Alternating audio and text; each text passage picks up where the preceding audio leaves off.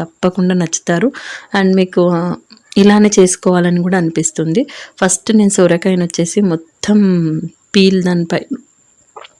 దానిపైన పీల్ అంతా తీసేసి పీసెస్ లాగా కట్ చేసి మిక్సీ జార్లో వేసానండి. తురిమి కూడా చేసుకోవచ్చు, అది మీ ఇష్టం. బట్ ఇలా చేయడం వల్ల మనకు ఎక్కువ వాటర్ అయితే వేయాల్సిన అవసరం ఉండదు. నేనైతే మిక్సీకి వేసాను. సో ఇందులో వచ్చేసి జీలకర్ర, ధనియాలు కొంచెం,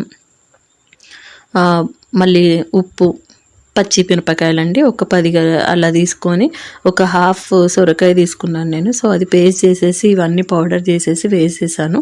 అండ్ పల్లీల్ని ముందే వేయించుకున్నాను కదా, అవి పొట్టు తీసేసి హాఫ్గా తీసేసుకొని వేసేసుకున్నాను. అండ్ పచ్చిది ఒక పెద్ద సైజు ఆనియన్ వేసుకున్నానండి. అండ్ కొంచెం కారము అండ్ టేస్ట్కి తగ్గంత సాల్ట్ అయితే మీరు చెక్ చేసుకోండి. అండ్ కరివేపాకు వేసుకోండి, ఇక్కడ నా దగ్గర లేదు కాబట్టి స్కిప్ చేశాను. అండ్ ఇందులో కొంచెం ఆయిల్ అండ్ బియ్యం పిండి వేసుకొని మంచి గట్టి పిండిలాగా తడుపుకోవాలండి. మీడియం సైజ్గా ఉండాలి. ఇలా తడిపేసుకొని ఒక 10 మినిట్స్ ఇలా పక్కకు పెట్టుకోవాలి. పెట్టుకున్నారనుకోండి చాలా అంటే క్రిస్పీగా వస్తుంది. సో ఇందులో అయితే నేను ఏమి వాటర్ అయితే యాడ్ చేయలేదండి. ఒకవేళ మీకు కావాలంటే యాడ్ చేసుకోండి. సో నాకైతే కరెక్ట్ కన్సిస్టెన్సీ తగ్గట్టు ఉంది. సో పక్కకు పెట్టేసుకొని మందపాటి పాత్ర తీసుకోవాలండి, దీనికి తొందరగా అడుగంటిపోతుంది. సో నేను నాన్ స్టిక్ ప్యాన్స్ అయితే తీసుకున్నాను.